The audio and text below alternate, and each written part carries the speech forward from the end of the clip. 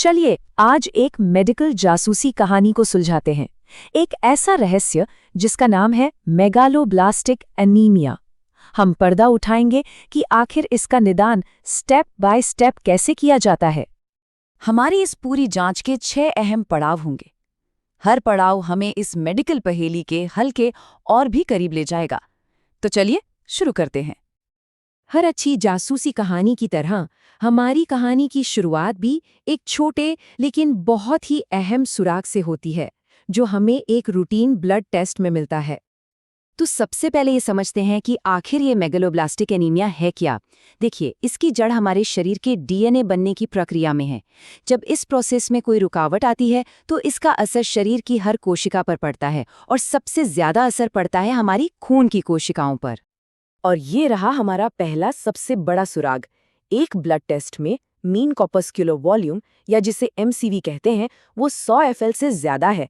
अब इसका सीधा सा मतलब ये है कि खून की लाल कोशिकाएं यानी रेड ब्लड सेल्स जरूरत से ज्यादा बड़ी हो गई हैं, और यहीं से हमारी जांच को पहली दिशा मिलती है। तो जब हाथ में एक शुरुआती सुराग हो तो अगला कदम होता है सबूतों को और भी करीब से देखना, उन्हें परखना। और इसके लिए हम ब्लड स्मीयर की जांच करते हैं माइक्रोस्कोप के नीचे। तो सवाल ये उठता है कि जब हम माइक्रोस्कोप से देखते हैं तो वो कौन से पक्के निशान, वो कौन से फिंगरप्रिंट्स हैं जो हमें मिलते हैं और जो इस केस को मजबूती देते हैं। पहला पक्का सबूत है मैक्रोओवलोसाइट्स। इसमें रेड ब्लड सेल्स सिर्फ बड़ी नहीं होती, बल्कि उनका आकार गोल होने के बजाय अंडाकार हो जाता है। ये एक बहुत ही खास पहचान है। और अब आता है हमारा दूसरा और भी ज्यादा पुख्ता सुराग, जो व्हाइट ब्लड सेल्स में छिपा होता है। इन्हें कहते हैं हाइपरसेगमेंटेड न्यूट्रोफिल्स। आसान भाषा में कहें तो इन सेल्स के न्यूक्लियस में नॉर्मल से कहीं ज्यादा हिस्से या टुकड़े दिखाई देते हैं। और देखिए, ये कोई मामूली सुराग नहीं है। हाइपरसेगमेंटेड न्यूट्रोफिल्स को असल में सबसे विशिष्ट शुरुआती संकेत माना जाता है, और इसकी खास बात यह है कि ये अक्सर एनीमिया के पूरी तरह से दिखने से पहले ही पकड़ में आ सकता है।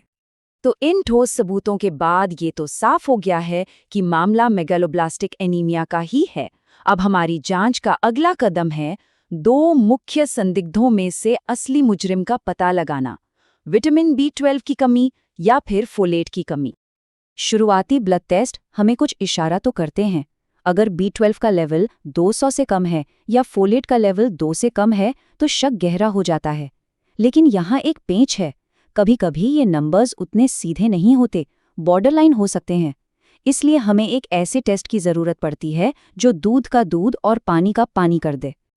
तो जब शुरुआती टेस्ट पूरी तरह से साफ तस्वीर ना दे पाएं, तब हमें और एडवांस्ड मतलब फॉरेंसिक लेवल के सबूत चाहिए होते हैं, जो असली वजह की पुख्ता पहचान कर सकें।